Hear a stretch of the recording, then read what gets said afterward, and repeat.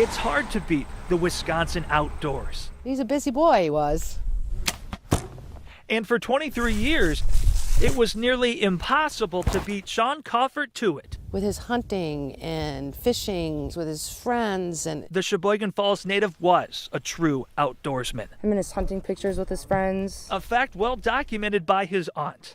As long as I can remember, since he was a small boy, he's been out in the woods. They know him and his harvest, what he loved. Him and his fish, him and his coon dogs. Yeah. But they don't know. It's, you know, it's kind of frustrating because exactly how. Why he was walking home. His life ended. Don't know. Just that he was hit on the side of the road. In the early morning hours of July 3rd, 2016, Sean Composite was struck by a vehicle near Elkhart Lake, and the driver didn't stop. A gentleman who was going fishing. But a second driver did. Pulling a boat, ran him over a second time, and he is the one who stopped and reported it. I believe his mother was called first, and then they called me, and then I had to go talk with them and everything, and it was not a good day. Since, the investigation has gone cold, so the family is offering a $9,000 reward. Get some information that would lead to a conviction. And that's the buck that's sitting in the tree with him. Morgan Glander knew her friend loved being outside. He was a storyteller, so all of his pictures told his stories. But didn't know this. In 2012. How well hundreds he captured it. Of photos of all his hunting, his fishing. Unbeknownst to the family, Sean Composite had neatly filed away his adventures in half a dozen photo albums. Now I got something to look at. The pictures were discovered in a Plymouth storage locker in the days following his death. Seriously, I thought he was nuts. I was like, who takes this many pictures? But that was him, kept everything documented. A life lived to the fullest. We live every day through his pictures. Out in the open air. That helps a lot. In Sheboygan County, Jonathon Gregg, Fox 6 News. When water is your passion, it's hard to stay on dry land. So we can see them, they're about a mile out, and we wear these green jackets so that they can see us at quite a distance. Why, it's nice. Still looking good? When you have a team on the shore. I'm guessing 700 or 800 miles so far. Walt Kutzovich is getting pretty good at spotting these two. We're having a party, we're paddling. Heading straight for Harrington Beach. Let's help them, because that's our future. Joe Zellner and Peggy Gabrielson are 2 months into a 6,000-mile journey kayaking around all 5 Great Lakes.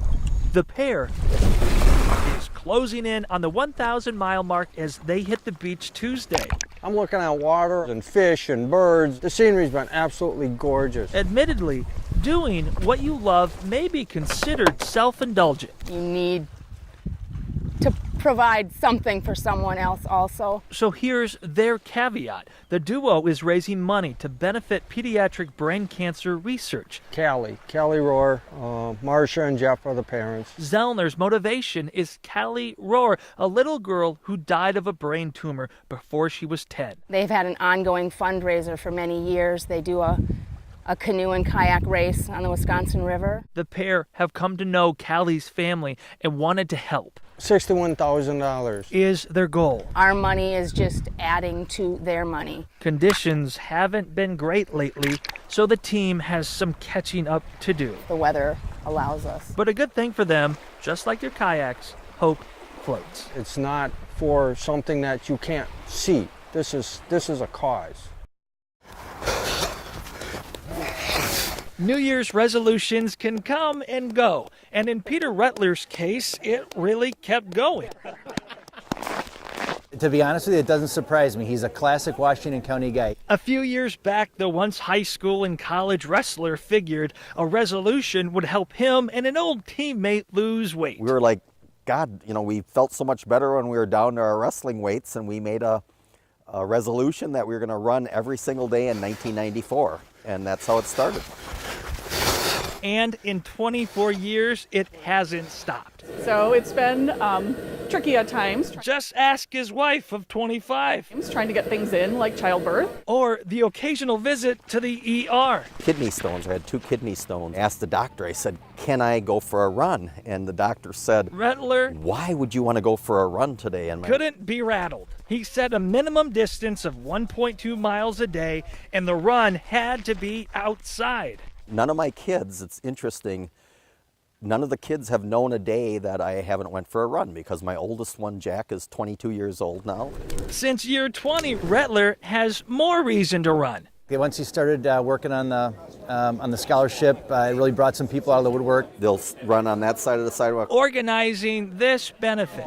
We're supposed to be running. Now it's $1,500. You know, I'm hoping to raise this year for scholarships, and they go to a Washington County high school student that attends Moraine Park. Which is why on New Year's Eve, go. The 53-year-old isn't braving the cold alone.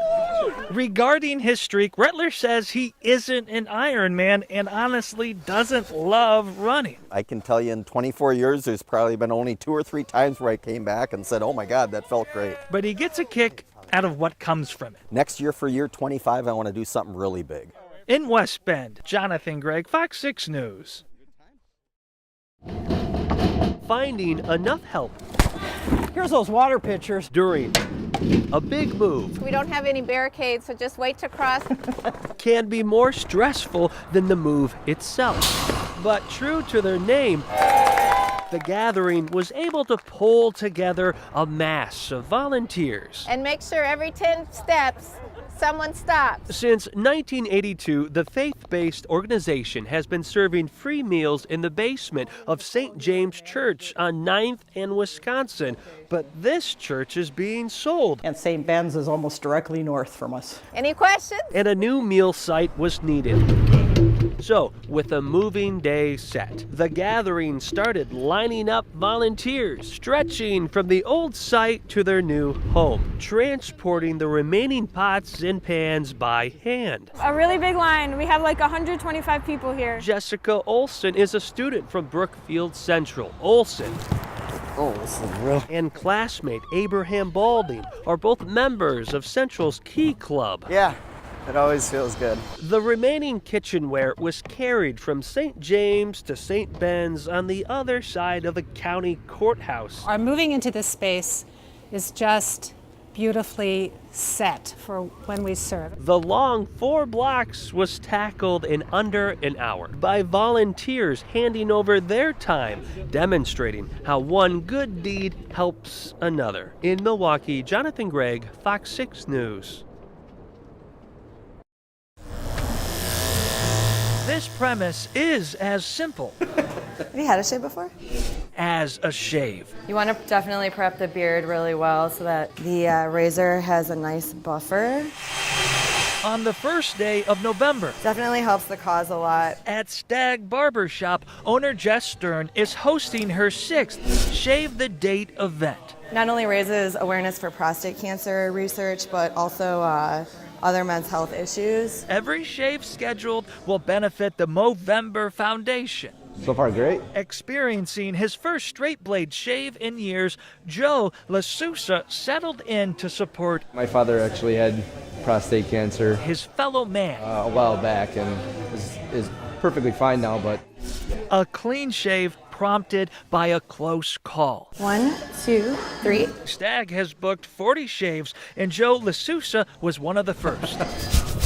The business is also donating money from shoe shines. Wear them in, bring them in, carry them in, drop them off. Shave the Date is one of many events this month partnering with the organization Movember MKE. And believe it or not, I don't know how the shape is yet, but it's just starting to get in there. it's William Gennaro's first time wearing the Mo. And if it's not prostate cancer, some other kind of cancer.